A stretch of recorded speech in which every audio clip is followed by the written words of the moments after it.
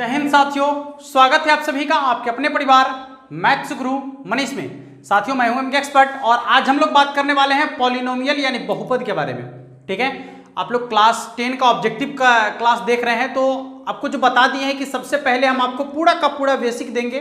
ठीक है, ताकि आपको उससे भी सवाल पूछे तो आसानी से बना सकते हैं और फिर उसके बाद क्वेश्चन को ऑब्जेक्टिव तरीके से कैसे बनाते हैं इस पर भी बात करेंगे। तो आइए सबसे पहले हम जानते हैं कि बहुपद है क्या। ठीक है, और बहुपद की और भी जानकारी आपको देने वाले हैं। चलिए देखिए, सबसे पहला है आपका कि बहुपद यानी पॉलिनोमियल। ठीक है, बहुपद अर्थात क्या, पॉलिनोमियल। पॉलिनोमियल क्या है समझिएगा, इसका डेफिनेशन यहां लिखा हुआ, बहुपद वैसा बीजीय व्यंजक जिसके चर का घात, देखिए वैसा बीजीय व्यंजक जिसके चर का घात अभिन्नात्मक और अऋणात्मक हो। ठीक है, अभिन्नात्मक और अऋणात्मक हो आपका बहुपद कहलाता है। समझिए, आपका पहला टाइप का जो सवाल आता है इसी के परिभाषा पर आधारित होता है। ठीक है, जो ऑब्जेक्टिव क्वेश्चन में फर्स्ट टाइप का सवाल पूछा जाता है आपको इसी परिभाषा पर आधारित होता है। आपसे पूछता है कि निम्नलिखित में कौन बहुपद है। ठीक है, इसका अगला जो आपका है बहुपद का प्रकार है कि बहुपद कितने प्रकार के हैं। समझिए, बहुपद के प्रकार, टाइप्स ऑफ पॉलिनोमियल। तो बहुपद को यहां दो भाग में बांटा गया है। हम आपको बता रहे हैं बहुपद को आप दो भाग में आसानी से बांट सकते हैं। एक होता है पद के आधार पर और एक होता है आपका घात के आधार पर। ठीक है साथियों, एक होता है पद के आधार पर और एक होता है घात के आधार पर। तो यहां देखिएगा, पद के आधार पर जो बहुपद है वह आपका है एक पदी बहुपद, जिसको हम लोग कहते हैं मोनोमियल। ठीक है, एक पदी बहुपद को कहते हैं मोनोमियल। जैसे देखिए, उसमें एक ही पद होगा, एक ही पद होगा, एक पद होगा तो वह आपका एक पदी बहुपद है। जैसे यहां समझिएगा, यदि इसका एग्जाम्पल लिया जाए एक पदी बहुपद का, जैसे देखिए 3x 5x², यहां देखिएगा 3x², देखिए इसमें एक ही को पद है, एक ही पद है, तो यह सबके सब आपका क्या होगा, एक पदी बहुपद होगा। और उसी तरीके से द्विपदी बहुपद, इसको बोलते हैं बाइनोमियल। द्विपदी बहुपद को क्या बोलते हैं, बाइनोमियल, जिसमें दो गो पद होगा। अब समझिए, दो गो पद, यहां समझिएगा हम द्विपदी बहुपद का यहां एग्जांपल लिख रहे हैं। जैसे मान लीजिए यहां लिखा है x+2, देखिए इसमें दो गो पद हो गया। यहां देखिए 3x² + 5x, देखिए दो गो पद हो गया। ठीक है, तो ये आपका होगा द्विपदी बहुपद। और इसी तरीके से आपका है त्रिपदी बहुपद, जिसको हम लोग बोलते हैं ट्राइनोमियल। और इसका यदि आप एग्जाम्पल देखते हैं तो देखिए 5x² + 3x + 2, तीन गो पद हो गया, त्रिपदी बहुपद है।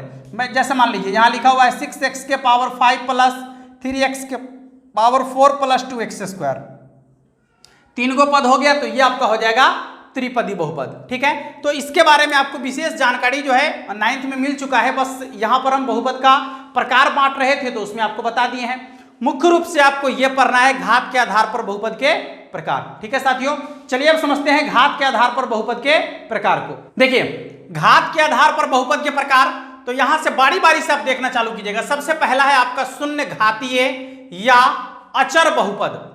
शून्य घातीय या अचर बहुपद। अब शून्य घातीय का क्या मतलब होता है, वैसा बहुपद जिसके चर का घात 0 हो। 0, देखिए ना, चर का घात कितना होना चाहिए, 0। अब समझिए कि यदि यहां पर लिखा हुआ है 5x⁻0, तो इसका मतलब क्या है, 5x⁻0 का क्या मतलब है, x⁻0 का क्या मतलब है। देखिए, किसी संख्या के पावर 0 उसका मान 1, 5 को 1 से गुना करेंगे कितना होगा, 5 ना। तो यहां पर x⁻0 मतलब 1, और 1 को किसी संख्या से गुना करेंगे तो कांस्टेंट ही होगा। ठीक है, तो यहां पर जो है आपका होगा शून्य घातीय, या उसको अचर बहुपद भी कह सकते हैं, क्योंकि उसमें केवल कांस्टेंटे रहता है। x⁻0 तो सिर्फ आपका नाम का हो गया ना, वहां पर x⁻0 आपको दिखेगा ही नहीं, क्योंकि x⁻0 का मान तो 1 के बराबर हो जाता है। ठीक है, इसलिए इसको बोलते हैं हम लोग अचर बहुपद, क्योंकि इसमें सिर्फ और सिर्फ कांस्टेंट आता है।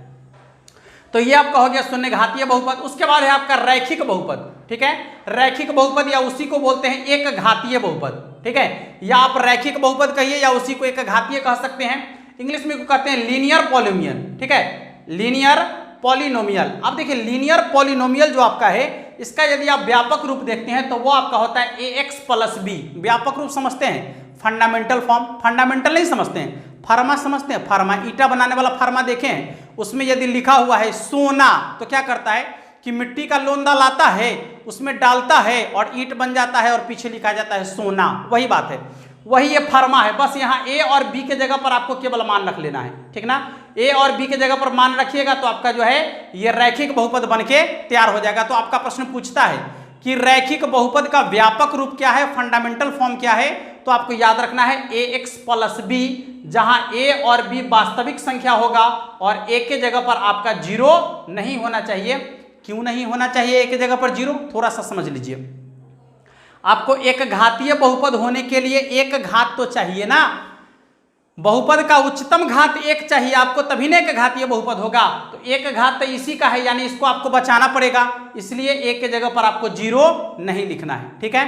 तो यहां पर जो आपका होगा a के जगह पर 0 नहीं होगा, तो ये हो गया आपका रैखिक बहुपद। यदि इसका आप एग्जाम्पल देखते हैं रैखिक बहुपद का, कुछ भी आप लिख सकते हैं, जैसे मान लीजिए 2x plus 3x 5x 6x plus 5, कुछ भी ऐसा, ठीक है, जिसमें सिर्फ और सिर्फ एक घात होता है, जिसके चर का उच्चतम घात 1 होगा, वह आपका एक घातीय बहुपद होगा या रैखिक बहुपद उसी को कह सकते हैं आप। आइए समझिए, अब समझते हैं द्विघात बहुपद, ठीक है। हाँ, रैखिक बहुपद के बारे में और कुछ भी हम लोग जानते हैं। रैखिक बहुपद का जो शून्यक होता है, शून्यक क्या है हम आपको बाद में बताएंगे, बस अभी आप समझिए थोड़ा सा। रैखिक बहुपद का शून्यक 1 होता है, माने जितना घात उतना ही शून्यक, समझिएगा ठीक से। किसी बहुपद का जितना घात रहेगा उसके उतना ही शून्यक होंगे। जैसे समझिए यहाँ रैखिक बहुपद है, ठीक है, तो इस रैखिक बहुपद का सिर्फ और सिर्फ एक घात है, तो उसका शून्यक भी कितना होगा, 1 शून्यक होगा। यहां पर आपका द्विघात बहुपद में अब आते हैं। द्विघात बहुपद, इसको बोलते हैं हम लोग क्वाड्रेटिक पॉलिनोमियल, ठीक है, क्वाड्रेटिक पॉलिनोमियल। अब समझिए कि द्विघात बहुपद क्या है, तो फिर वही बात कह सकते हैं कि वैसा बहुपद जिसके चर का उच्चतम घात 2 हो, ठीक है, वैसा बहुपद है जिसके चर का उच्चतम घात 2 हो, द्विघात बहुपद कहलाता है। और यदि द्विघात बहुपद का व्यापक रूप देखा जाए तो वह होगा आपका ax² plus bx plus c, जहां a b c वास्तविक संख्या है और a के जगह पर आपका 0 नहीं होना चाहिए, ठीक है। यदि इसका एग्जाम्पल आप लेते हैं द्विघात बहुपद का, तो यहां पर क्या है कि द्विघात से आपको शुरू करना है। यहां देखिएगा, जैसे मान लीजिए इसका एग्जाम्पल यदि हम लिखते हैं तो क्या होगा, 2x² प्लस 5x प्लस 6, ठीक है। देख लीजिए यहां सबसे ज्यादा घात कितना आपको दिख रहा है, 2, द्विघात बहुपद होगा। अब चलिए, तो जैसे आप रैखिक बहुपद की एक शून्यक देखे हैं, उसी तरीके से द्विघात बहुपद के कितने शून्यक होंगे, 2 शून्यक होंगे। आपको जस्ट अभी बताए हैं कि जितना घात वाला बहुपद होगा उसके शून्यकों की संख्या उतना ही होगी, ठीक है। आइए आगे बढ़ते हैं। त्रिघात बहुपद, त्रिघात बहुपद यहां देख लीजिएगा, इसको बोलते हैं हम लोग क्यूबिक पॉलिनोमियल, ठीक है, क्यूबिक पॉलिनोमियल। इसके बाद इसका व्यापक रूप यदि आप देखते हैं, या त्रिघात बहुपद का डिफिनीशन आप पहले समझ लीजिए। आपको मालूम हो गया होगा कि त्रिघात बहुपद वैसा बहुपद जिसके चर का उच्चतम घात 3 हो। कितना होना चाहिए, 3 होना चाहिए, त्रिघात बहुपद कहलाता है। देखिए त्रिघात बहुपद, तो यहां पर इसका व्यापक रूप आपका हो जाएगा ax³ plus bx² plus cx plus d, जहां वही बात है कि a b c एक वास्तविक संख्या होगा और a के जगह पर आपका 0 नहीं होगा। क्यों नहीं होगा, क्योंकि हमको 3 घात वाला जो है उसको बचाना है, तो यहां पर यदि 0 हो जाएगा तो ये हट ना जाएगा, इसलिए आपको a के जगह पर 0 नहीं रखना है, ठीक है। तो अब बताइए कि त्रिघात बहुपद के कितने शून्यक होंगे, तो 3 शून्यक, ठीक है। त्रिघात बहुपद के कितने शून्यक होंगे, 3। रैखिक बहुपद के 1 शून्यक, द्विघात बहुपद के 2 शून्यक और त्रिघात बहुपद के 3 शून्यक, ठीक है साथियों। चलिए अब चलते हैं हम लोग, अगला जो आपका बहुपद है जिसको हम लोग कहते हैं शून्य बहुपद, या देखिए यहां है शून्य घातीय या अचर, और यहां है आपका शून्य बहुपद। दोनों में अंतर है, शून्य घातीय और शून्य बहुपद में क्या अंतर है समझिएगा। यहां पर पावर में जो है आपका x के पावर में 0 होगा, माने घात में 0 होगा, और यहां शून्य बहुपद में जो है सबका गुणांक जो होता है, जो देखिए आप यहां देख रहे हैं x³ के आगे a जो है या b जो है, c है, d है, ये सब आपका गुणांक है। x³ का गुणांक है a, x² का गुणांक है b और x का गुणांक है c, ठीक है। स्क्वायर वाला में आइए, x² का गुणांक है a, x का गुणांक है b और c का गुणांक यहाँ पर c जो है कांस्टेंट है आपका। तो ये सबके सब गुणांक का मान यदि 0 के बराबर आ जाए, ठीक है, यदि a का मान भी 0 हो जाए, b का मान भी 0 हो जाए, c का मान भी 0 हो जाए, तो उसी को हम लोग कहते हैं शून्य बहुपद, यानी 0 पॉलिनोमियल। कह सकते हैं आप कि वैसा बहुपद जिसके सभी गुणांक का मान 0 हो। बात समझ में आ रहा है। वैसा बहुपद जिसके सभी गुणांक का मान 0 के बराबर हो उसे हम लोग क्या कहते हैं, शून्य बहुपद यानी जीरो पॉलिनोमियल। यदि शून्य बहुपद का घात पूछा जाए तो घात से आपको क्या मतलब रहेगा, घात कितना भी आप लिख दीजिए, यहां कितनों घात लिख दीजिएगा और उसको जैसे ही आप 0 से गुना कर दीजिएगा तो टोटल 0 हो जाएगा ना। ठीक है, तो यहां पर यदि शून्य घात का आपको पूछे कि उसका कितना घात होता है तो शून्य बहुपद का घात कितना होता है, तो इसका घात जो है आपका अपरिभाषित होता है, अपरिभाषित। ठीक है, अपरिभाषित, इसका घात अपरिभाषित होता है और इसका शून्यक भी अपरिभाषित होता है, शून्यक अपरिभाषित होता है। ठीक है साथियों, जब इसका घात यदि अपरिभाषित होगा तो इसका शून्यक भी क्या होगा, आपका अपरिभाषित होगा, क्योंकि आपको हम पहले ही बता दिए हैं जितना घात होगा उतना ही शून्यक होगा। एक घात एक शून्यक, दो घात दो शून्यक, त्रिघात तीन शून्यक, और यहां अपरिभाषित घात है शून्य बहुपद का, तो इसके कुल शून्यकों की संख्या आपका माने अपरिभाषित शून्यक होगा, इसके शून्यक क्या अपरिभाषित होंगे, इसका कोई परिभाषा नहीं दी जा सकता है। अब हम लोग जानेंगे, बात को गौर से सुनिएगा कि ये तो बहुपद की जानकारी हो गई। ठीक है, आपको इसमें से भी सवाल कुछ पूछ सकते हैं, जैसे व्यापक रूप वाला हो गया या फिर आपको बहुपद पहचानने वाला हो गया। इसके बारे में हम और अभी बताएंगे, जब हम ऑब्जेक्टिव क्वेश्चन में चलेंगे तो इस पर चर्चा करेंगे कि कैसे हम बहुपद को पहचानेंगे। अब समझिएगा इसमें कि आपको जो पूछता है, एक तो पूछता है कि निम्नलिखित में कौन आपका बहुपद है, और दूसरा सवाल आपसे पूछता है कि निम्नलिखित बहुपद का घात कितना होगा। ठीक है, जो बहुपद आपको दे देगा, पूछेगा कि दिए गए बहुपद का घात कितना है, तो उस समय आपको क्या करना है।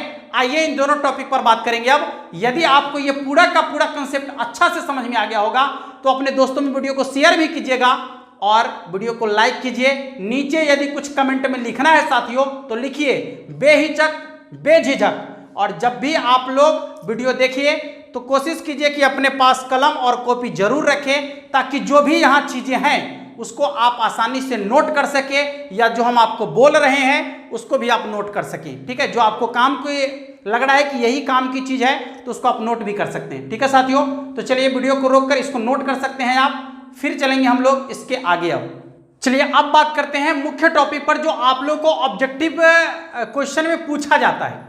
वो मुख्य टॉपिक क्या है, सबसे पहला इसमें है कि बहुपद को कैसे पहचाने। आपका क्वेश्चन होता है कि निम्नलिखित में कौन बहुपद है। ठीक है साथियों, तो आपका सबसे पहला टॉपिक है कि बहुपद को कैसे पहचाने कि कौन बहुपद है और कौन बहुपद नहीं है। तो इसका सबसे आसान तरीका है पहचानने का, देखिएगा जो बहुपद लिखा हुआ रहेगा उसके चर का घात देखिएगा। चर कौन है, तो एक्स वाई जेड जो रहेगा वह चर होगा, और उसके आगे जो कांस्टेंट रहेगा 2 4 5 जो संख्याएं लिखी होगी वो कांस्टेंट होगा। तो आपको चर का घात देखना है। किसका घात देखना है, चर का घात। देखिएगा चर के घात में क्या होना चाहिए, समझ लीजिए, केवल प्लस वाली संख्या और वह भी पूर्णांक संख्या, बटा वाला नहीं होना चाहिए। ठीक ना, माइनस वाली संख्या घात में नहीं होना चाहिए, इस बात का पूरा ख्याल रखिएगा। फिर आपका दशमलव वाला नहीं होना चाहिए। ठीक है, दशमलव वाला नहीं होना चाहिए। और समझ लीजिए यदि एक्स है तो एक्स आपका बटा में नहीं होना चाहिए। बटा में जो है एक्स होगा, यदि प्लस में रहेगा तो ऊपर जाके वो माइनस में हो जाता है, और यदि बटा में माइनस में है तो ऊपर जाके प्लस में हो जाएगा। तो बटा में माइनस है तो चलेगा, लेकिन ऊपर में यदि नीचे प्लस है तो ऊपर जाके वो क्या हो जाता है, माइनस हो जाता है। आइए हम इस पर बात करते हैं। अभी देखिए सबसे पहला टाइप का जो क्वेश्चन आपका होता है, जैसे मान लीजिए 3x² + 5x या 2x √ 2x + 2, 3x + 5। ठीक है, और भी इस तरीके का ये सिंपल सा क्वेश्चन आपके सामने है। देखिए आपको पहचानना है तो यहाँ x के पावर में देखिए कितना लिखा हुआ है, 2। ठीक है, यहाँ x के पावर में लिखा हुआ है 1। तो आपको क्या बताए हैं कि x के पावर को देखिएगा, पावर में प्लस वाली संख्या होना चाहिए, वो भी केवल पूर्णांक संख्या। तो इसमें है, इसमें आ जाइए। यहाँ देखिए x के पावर को देखिए, तो पावर में क्या है आपका 1 है। ठीक ना, यहाँ तो x के पावर में कुछ नहीं है तो 0 है। ठीक ना, यहाँ 0 है। तो यहाँ भी देखिए पावर में जो है आपका है प्लस वाली संख्या, वो भी केवल पूर्णांक संख्या होना चाहिए। और यहाँ समझिएगा, यहाँ भी देखिए x के पावर में कितना है आपका 1 है, और यहाँ कुछ नहीं है तो x के पावर में देखिएगा तो 0 है। तो यहाँ भी देखिए कि जो चर है उसके पावर में आपको दिख रहा है प्लस वाली संख्या, और वो भी आपका पूर्णांक संख्या है। अब आप कहिएगा कि यहाँ रूट लगा हुआ है 100, तो रूट केवल 2 में लगा हुआ है। हम आपको बोले हैं चर का घात देखने के लिए, ठीक ना। हाँ, यदि यही रूट चर में लग जाए, जैसे देखिएगा मान लीजिए यहाँ लिखा हुआ है रूट अंडर x प्लस 2। अब समझिए, तो यहाँ x में रूट लगने का मतलब क्या होता है कि यह x के पावर 1/2 हो गया, ठीक है। रूट का मतलब होता है पावर में 1/2 और प्लस कितना हो जाएगा 2। अब आप बताइए कि जो चर है उसका घात जो है भिन्न वाली संख्या है। कौन संख्या आ गया?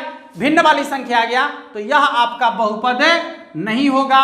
ये सब आपका बहुपद है, लेकिन ये आपका बहुपद नहीं होगा। तो ख्याल रखिएगा कि यदि x में रूट लग जाएगा तो वह जो है आपका बहुपद नहीं होगा। किस में रूट लग जाना चाहिए? x में यदि रूट लग गया तो वह जो है आपका बहुपद नहीं होगा, ठीक है। चलिए और इसको क्लियर करते हैं। जैसे मान लीजिए यहां लिखा हुआ है x माइनस 1/x, समझिएगा x माइनस 1/x। तो यहां देखिए x तो आपका बिल्कुल सही जगह पर है, लेकिन यदि यह बटा में है, यहां नीचे से ऊपर जाएगा तो यह हो जाएगा आपका x के पावर -1।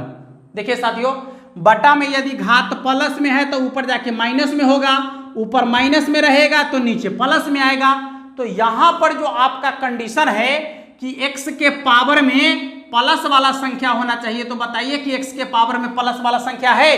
देखिए यहां माइनस में आ गया, यह आपका बहुपद नहीं होगा, ठीक है। इसी में समझिए, जैसे मान लीजिए x के पावर आपका है 3x के पावर 4 माइनस x बटे x के पावर -3। अब समझिए कि बटा में माइनस में है तो ऊपर जाके क्या हो जाएगा? प्लस में हो जाएगा। तो इसको लिखेंगे 3x के पावर 4 माइनस x के पावर कितना 3।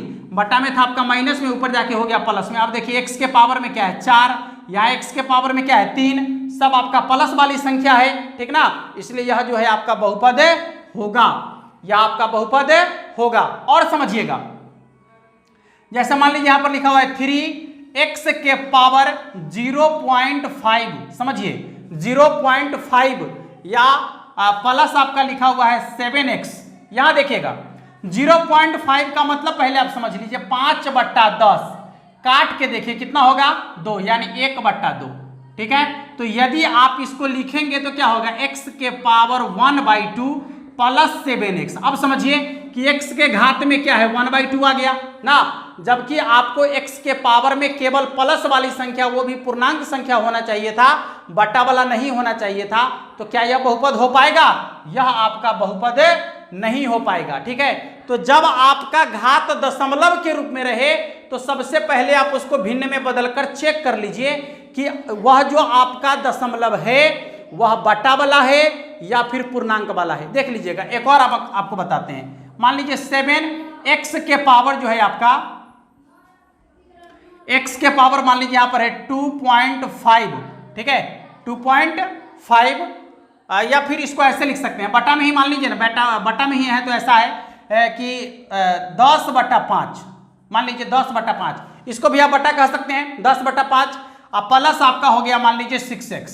अब समझिए कि यदि आप इस बटा वाला को काटते हैं तो आसानी से कट रहा है, तो क्या हो गया 7x के पावर 2 प्लस 6x। तो ऐसी गलती कभी ना करेंगे, बिना काटे हुए आप भिन्न को जो है नहीं कह देंगे कि बटा वाला है तो यह आपका बहुपद नहीं होगा। यदि भिन्न कटने वाला है तो सबसे पहले आपको क्या करना है, उसको काट लेना है, उसके बाद निर्धारण करना है कि यह जो है आपका बहुपद होगा या नहीं होगा। तो कुल मिलाकर आपको समझ में आ गया होगा कि कौन बहुपद हो सकता है और कौन बहुपद नहीं हो सकता है।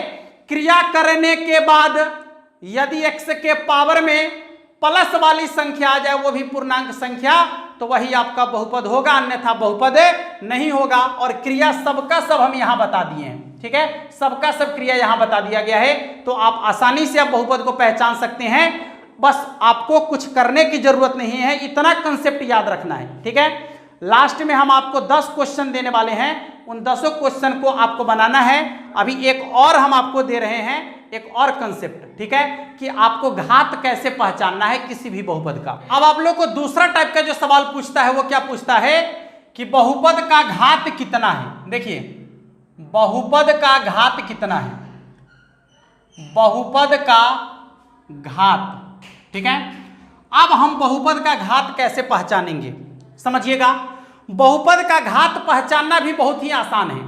कैसे पहचानते हैं तो जो बहुपद आपको दिया हुआ रहेगा, जो बहुपद दिया हुआ रहेगा उसको पूरा का पूरा x के घात देखिएगा, जितना बहुपद रहेगा ना देल, जितना उसमें पद रहेगा सभी पद को बारी बारी से देखिएगा, और सब में जो सबसे ज्यादा घात लगेगा ना वही उस बहुपद का घात होगा। आई बात समझ में? पूरे के पूरे बहुपद को आप देख लीजिएगा एक बार, ठीक है, और जब पूरे के पूरे को देखिएगा एक एक करके सबका घात बारी बारी से देखिएगा। x का घात, किसका घात देखना है? x का घात, और जिसमें x का घात सबसे ज्यादा होगा वही उस बहुपद का घात कहलाएगा। अधिकतम घात ही उसका घात कहलाता है। जैसे समझिएगा, मान लीजिए कि एक एग्जाम्पल यहां पर लिख रहे हैं हम, 3x के पावर 3 प्लस x के power 4 plus 3x square plus 5x plus 2। अब आपको क्या करना है? पूछेगा कि दिए गए बहुपद का घात कितना है, तो उस समय आपको क्या करना है? बारी बारी से चेक करना है। देखिए यहां है इसका घात 3, यहां 4, यहां 2, यहां 1 और यहां कुछ नहीं है तो 0 ना। अब सबसे ज्यादा घात कहां है? तो सबसे ज्यादा घात ये है 4, तो इस बहुपद का घात 4 होगा। बहुपद का घात कितना होगा? 4 होगा। ठीक है साथियों, आपको बात समझ में आ रहा होगा? पूरे के पूरे बहुपद के प्रत्येक पद को देखना है एक एक करके, और उसके बाद जो सबसे ज्यादा घात होगा वही उस बहुपद का घात होगा। आशा करते हैं कि आपको यह चीज समझ में आया होगा। आप घबराइएगा नहीं, हर एक पॉइंट पर हम बात करने वाले हैं, अलग की कोई भी बातें नहीं होगी, सिर्फ और सिर्फ ऑब्जेक्टिव क्वेश्चन की बातें होगी। बस आपके सिलेबस में जो भी प्रश्न है, कैसे बनाना है, कैसा प्रश्न पूछेगा, बस इसी पर बात करेंगे हम लोग, अलग कुछ भी बात नहीं होगा। अब हम आपको 10 प्रश्न दे रहे हैं इन्हीं 2 कंसेप्ट पर आधारित, जो आपको बनाना है, और कौन बहुपद है कौन बहुपद नहीं है सबसे पहला होगा, और दूसरा घात कितना है। तो ये 10 क्वेश्चन को आप बनाइए और उसके आंसर को कमेंट बॉक्स में जरूर लिखिएगा। ठीक है साथियों,